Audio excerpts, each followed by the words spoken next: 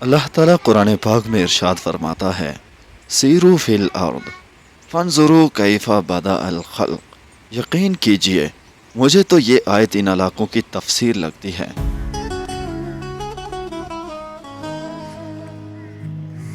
دوستو ان علاقوں کو اللہ تعالیٰ نے بہت زیادہ خوبصورت اور حسین بنایا ہے، زبردست یہاں پر پکنک ہے، لیکن تھوڑا سا یہ ہے کہ ان علاقوں کے اندر سہولیات جو ہے نا وہ تھوڑی کم ہے، مطلب پیدل راستے ہیں۔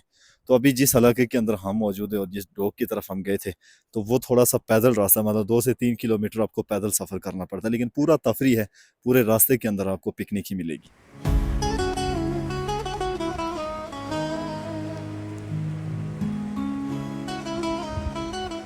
آزاد کشمیر کے اندر موجود یہ وہ علاقے ہیں جنہیں سوشل میڈیا کی زینت اب تک نہیں بنایا گیا ہے۔ اس کی وجہ صرف اور صرف یہ ہے کہ یہاں پر سہولیات یعنی روڈ جیسی سہولت موجود نہیں ہے۔ یہاں پر موجود ٹھنڈے پانی کے یہ چشمے انسانی دل کو بہت سکون بخشتے ہیں۔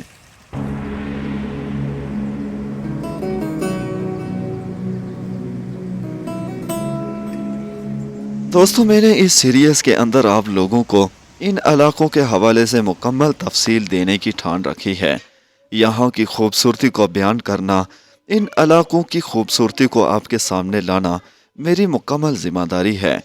تو میری ہر ایک ویڈیو نئی ویڈیو ہوتی ہے، شاید کہ آپ کی سرچ لسٹ میں یہ نہ آتی ہو، لیکن آپ کوشش کریں گے تو ضرور آپ تک پہنچ پائیں گی۔ یقین کیجئے یہ وہ علاقے ہیں جن میں آپ ایک دفعہ آئیں گے تو بار بار آنے کو دل کرے گا۔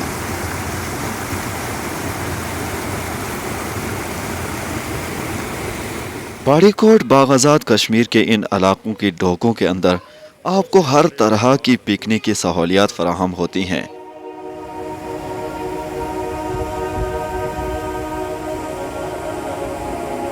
یہاں پر بڑے ہونے والے یہی چھوٹے چھوٹے پودے جو آپ دیکھ رہے ہیں ایک تناور اور بڑے درخت جیسے بن جاتے ہیں، لیکن انہیں اتنا بڑا ہونے کے لیے صدیوں کا زمانہ گزر جاتا ہے۔ یہاں پر میدانی علاقوں میں بچھی ہوئی یہ گھاس، بلند و بالا سب سے اونچے درخت، یہاں پر موجود دونوں چیزیں مل کر اس علاقے کو خوبصورت بناتے ہیں۔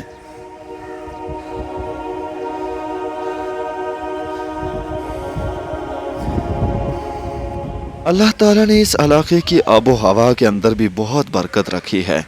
یہاں پر ٹھنڈی ہواؤں کے ساتھ ساتھ آپ کو نرم اور خوبصورت قسم کا پانی ملتا ہے جو آپ کے جسم کو ٹسلا بناتا ہے اور پھر آپ کو چلنے پھرنے میں مددگار ثابت ہوتا ہے نا اللہ کی قدرت۔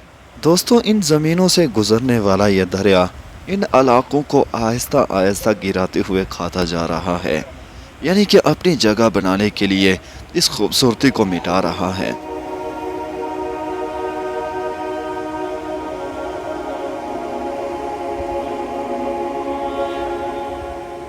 یہاں پر دکھائی دینے والے یہ خوبصورت سے درخت تقریباً صدیوں پرانے ہیں، یعنی کہ بڑی عمر رکھنے والے یہ درخت اس علاقے کی خوبصورتی میں بے تحاشا اضافہ کرتے ہیں۔ ان درختوں کی اونچائی 200 فٹ سے زیادہ ہے۔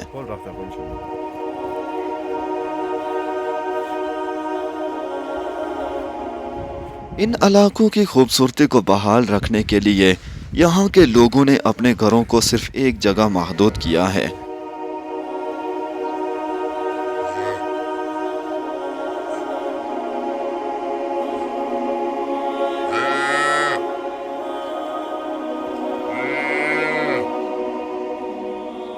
یہ ساری آبادی ایک تنگ میدان کے اندر موجود ہے جہاں پر صرف گھر ہی بن سکتے تھے۔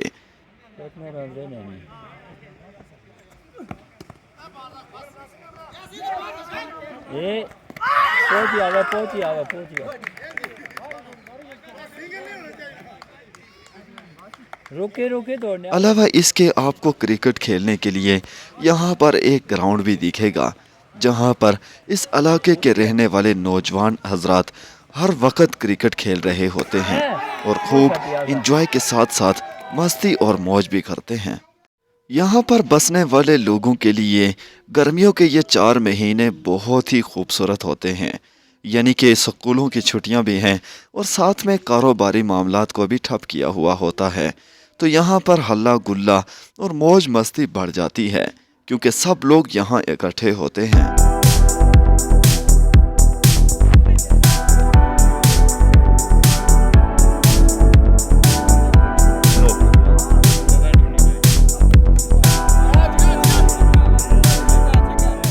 اس گاؤں میں بسنے والے لوگوں میں بچوں سے لے کر بوڑھوں تک سبھی کرکٹ کے شوقین ہیں، لیکن اس کے ساتھ ساتھ یہ لوگ نماز کے بھی بڑے پابند ہوتے ہیں۔ نماز کے وقت میں ہر کام کو چھوڑ کر یہ لوگ نماز کی طرف توجہ دیتے ہیں۔ اس گاؤں کے اندر رہنے والے لوگ بڑی تعداد میں جانوروں کو رکھ کر پالتے ہیں اور ان کا دودھ بیچتے ہیں اور مکھن اور گھی بنا کر کھاتے اور استعمال کرتے ہیں۔ دراصل یہی دیسی خوراک ہے۔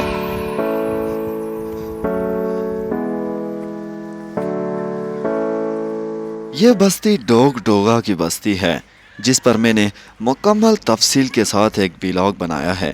اگر اب تک آپ نے اسے نہیں دیکھا تو میری یہ والی ویڈیو ضرور دیکھیے گا۔ یقین کیجئے اس پوری ڈوگ کے اندر اللہ نے اتنی خوبصورتی رکھی ہے کہ جسے بیان کرنا مشکل ہے۔ یہ ڈوگ ایل او سی کے بالکل نیچے موجود ہے اور اوپر کی جانب ایل او سی ہے۔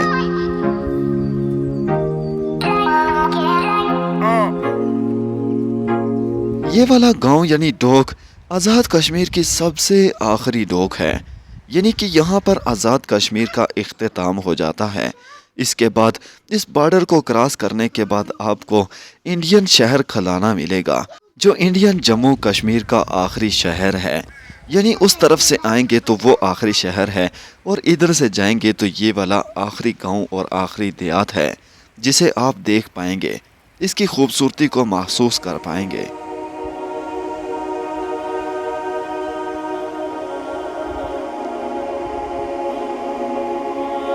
آزاد کشمیر کی یہ والی بارڈر سب سے خطرناک ترین بارڈر ہے، یعنی اس کی ہائٹ 10,825 فٹ کی بلندی پر موجود ہے۔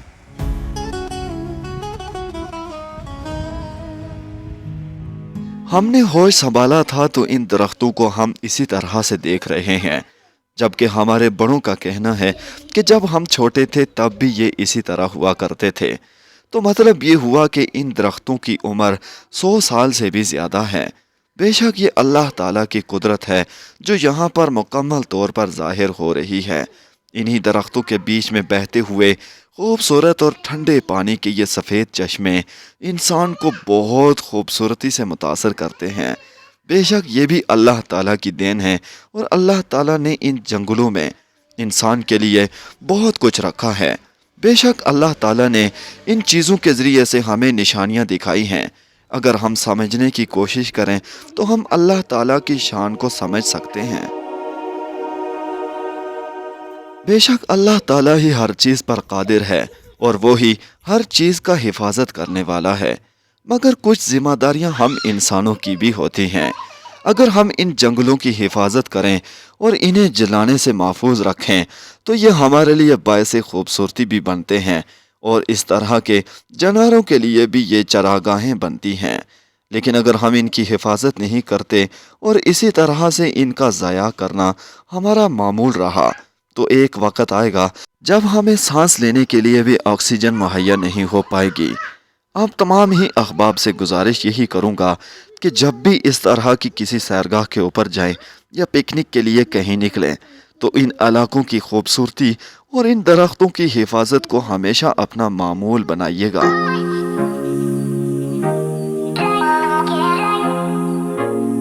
یہ فصلیں نہ صرف ہمارے لیے اناج مہیا کرتی ہیں بلکہ ہمارے لیے سانسیں بھی مہیا کرتی ہیں۔ اللہ تعالی ہم سب کی حفاظت فرمائے۔